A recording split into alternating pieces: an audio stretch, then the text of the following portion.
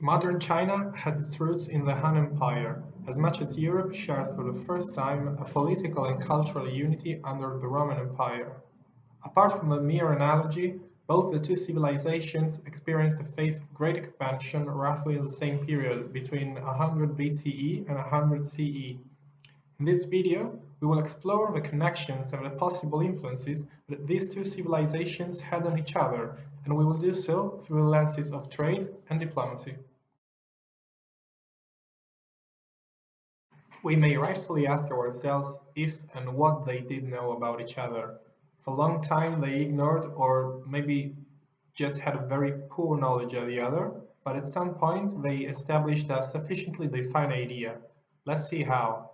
Romans identified China with two different regions: Serica, literally "land of the silk", the northern China, was accessible only via land routes, and Sine, southern China, accessible only via sea routes. For a long time they surely ignored the political unity of these two regions.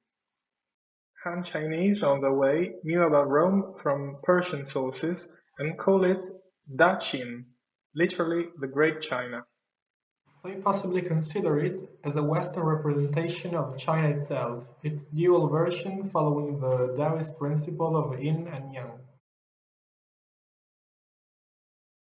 So what about trade? Trade was a key factor in Sino-Roman relations. Somehow the history of this context is the history of the Silk Road itself. The expansion of the Han Empire towards the west extended the Chinese influence on Central Asia until they eventually got in contact with Anxi, the Parthian Empire. On the other side, Rome's conquest of Egypt opened the Mediterranean to the trade with East Asia, exploiting routes previously built by the Hellenistic kingdoms and by the Arabs. Through the mediation of the Parthian Empire and other Indian kingdoms, the Silk Road era has officially begun. Gold, gems, coral, and Roman glassware were particularly appreciated in China, which on its own hand provided spices, perfumes, technology, and an ever-increasing amount of silk to the Roman Empire.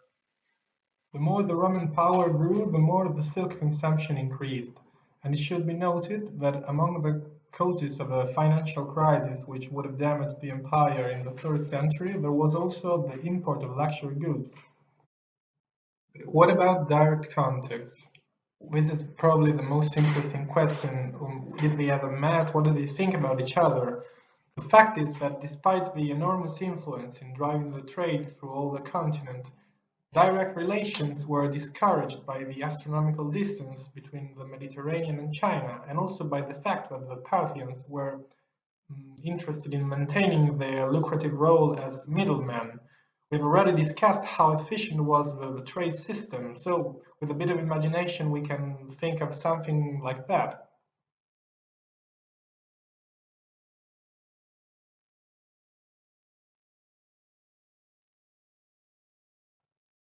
By the way, a delegation from Serica was accounted to have paid tribute to Augustus, as reported by the historian Florus. Later, in 97 CE, a convoy led by a Chinese man called Gan Ning was sent to Rome with gifts. Unfortunately, he only reached the eastern border of the empire, where he was convinced by Parthian sailors to not attempt the final part of the trip. However, he praised the Roman postal system and also roughly described the fragmentation of the empire in different provinces. Finally, several embassies from Daqin to China are reported in Han chronicles, notably one made of men sent by Andun, probably Antoninus the Pius or his son Marcus Aurelius Antoninus. In every case, it's more likely that they were private merchants rather than an official diplomatic expedition. Later adventurous interaction between the Roman world and China happened during the reign of the Byzantine Emperor Justinian, a century after the fall of the Western Empire.